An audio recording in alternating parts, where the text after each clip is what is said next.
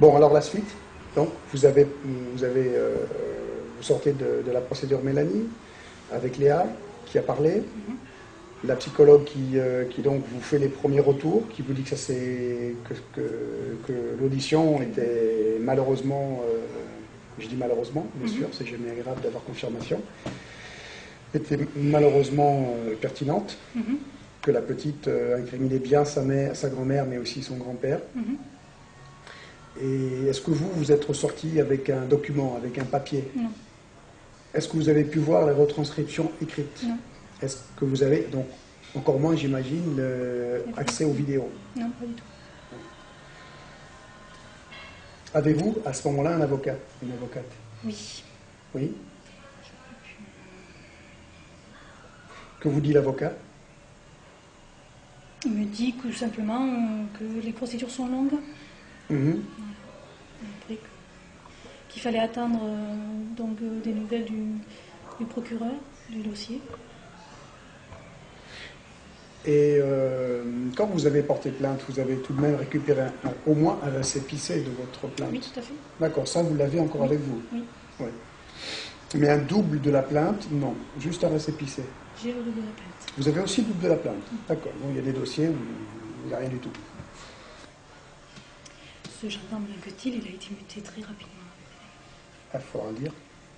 Mais alors, oui, 2006-2007, on est en plein sous le règne du procureur Drano, là, à Perpignan.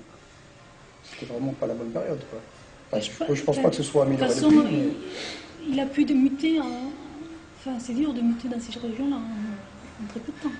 Parce qu'il était déjà BDU, il a pu muter comme Kirigo là-bas. On a eu un logement de fonction, enfin un truc. Enfin, je m'étais dit, enfin on a de la chance, quoi. Voilà, quoi. Alors on en était, c'est bon? On en était à la procédure Mélanie.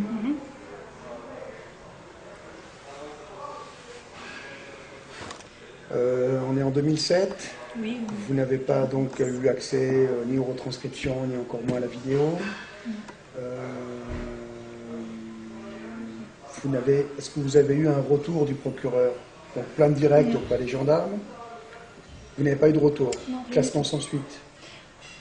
Alors moi je demandais quasiment tous les mois des nouvelles auprès des gendarmes. Ils me disaient qu'il y avait l'enquête. Oui. À chaque fois, ils me disaient qu'il y avait l'enquête, donc qu'il fallait que j'attende.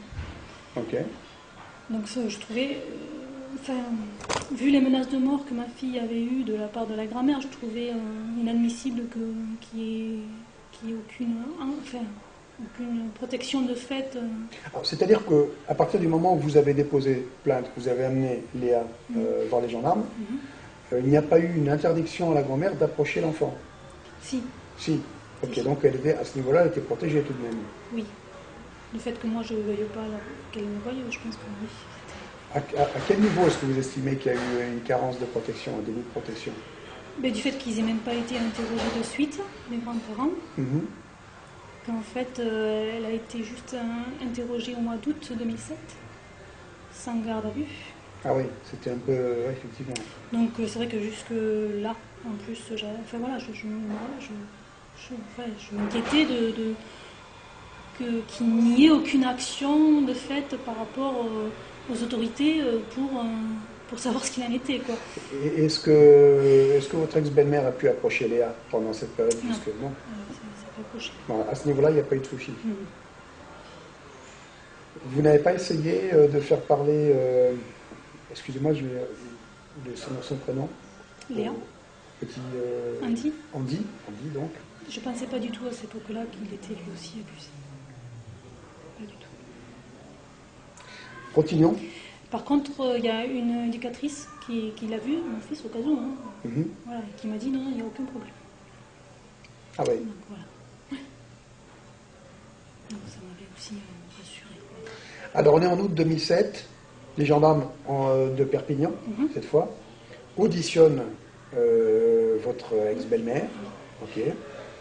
Qu'est-ce qui s'est passé après? Il y a un retour, il y a eu un classement sans suite? Alors, comme je me renseignais toujours auprès de la gendarmerie devant madame, il y a le gendarme toujours Lanquetil qui m'a dit que, c'est lui qui m'a averti qu'il y avait eu l'entretien,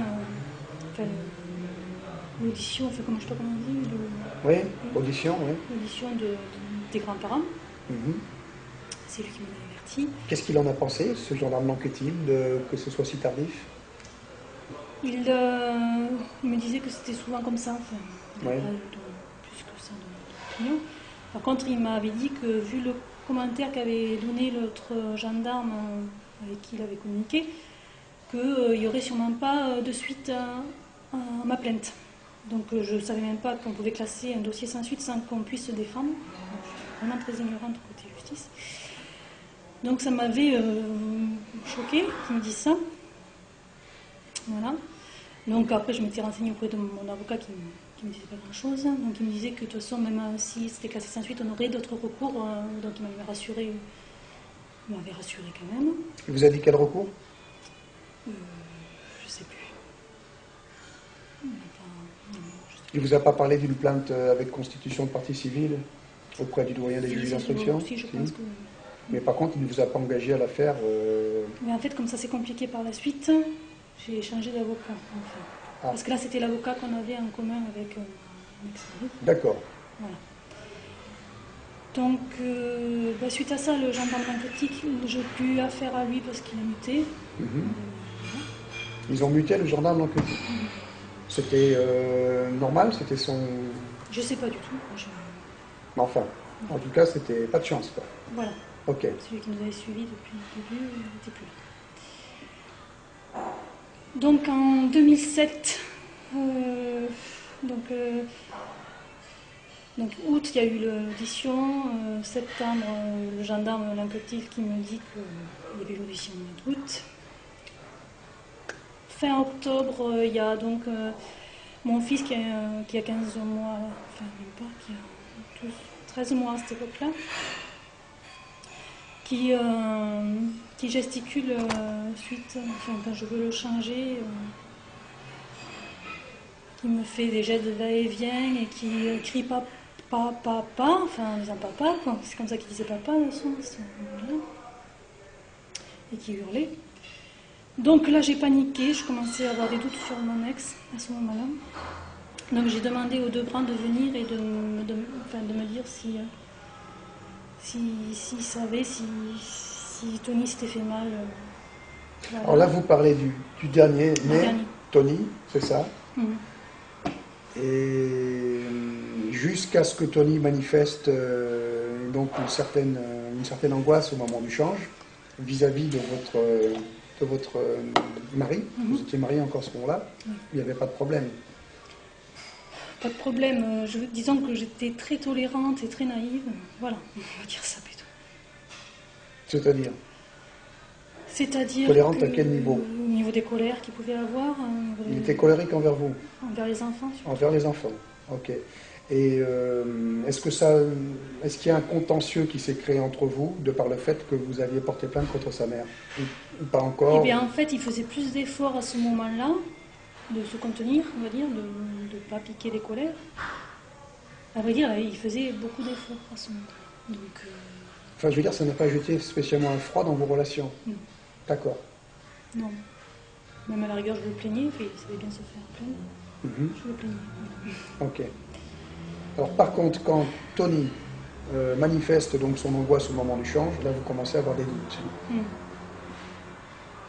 Donc je demande aux deux grands de venir et de me dire si Tony s'était fait mal juste avant. Voilà. Et donc après j'ai demandé s'il savait si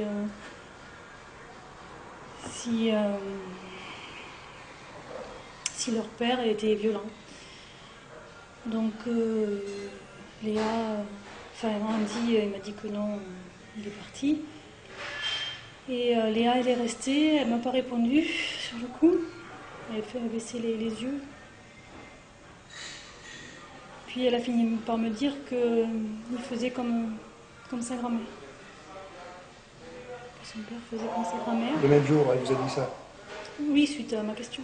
Oui, d'accord. Et mais de suite, elle m'a dit, je veux pas que papa il aille en prison. Donc voilà. Donc pour moi, ça a été encore un choc, parce que tant que on n'entend pas, on n'y croit pas. Ouais, j'imagine. Voilà. Léa, à quel âge donc à ce moment-là? 7 ans et demi. Elle a 7 ans et demi. Qu'est-ce que vous faites? Ben là, je réalise que j'ai plein de choses, ça bouillonne dans ma tête. Avec l'histoire de la grand-mère qui avançait pas, des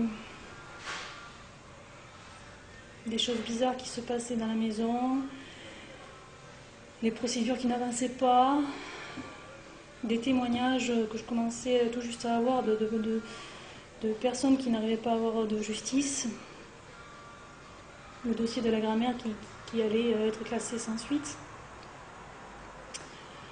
Tout ça, ça bouillonnait dans ma tête et j'ai pris le temps de réfléchir, on va dire. Quand vous parlez de choses qui n'allaient pas dans la maison, vous pourriez être plus précise?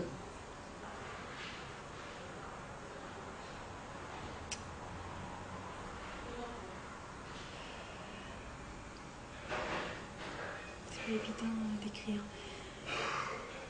C'est l'insensibilité de mon ex-mari, en fait. Le fait qu'il dise une chose et que par rapport à mes enfants, enfin surtout par rapport à ma fille, qui donc, on était sûr qu'elle était abusée par sa mère, voilà, n'avait aucune compréhension pour elle. Oui. Donc il s'énervait après quand elle décidait de me parler, parce que quand elle avait décidé de me parler, elle me disait qu'elle voulait me parler à moi et pas à lui. Donc il s'énervait. C'était... je sais pas trop si je peux le dire.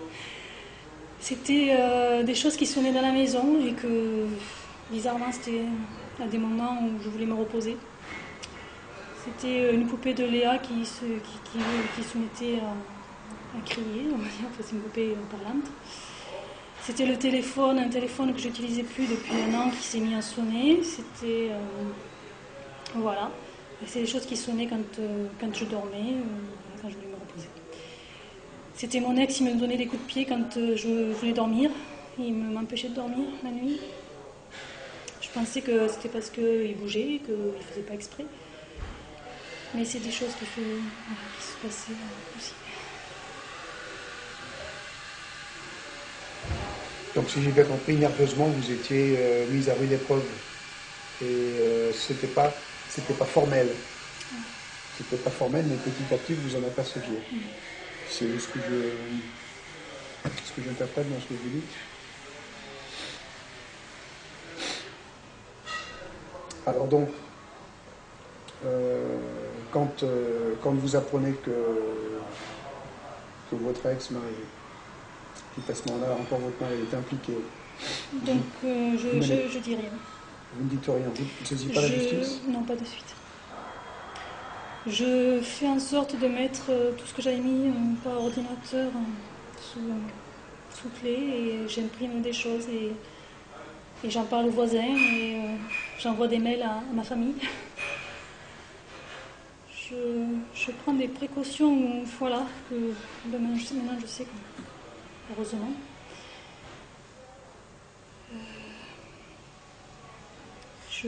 J'attends même une nuit, une journée, pour faire tout ça.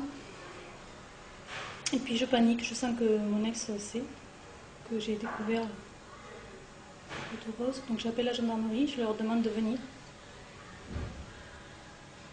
Ils viennent pas, j'appelle 3 fois.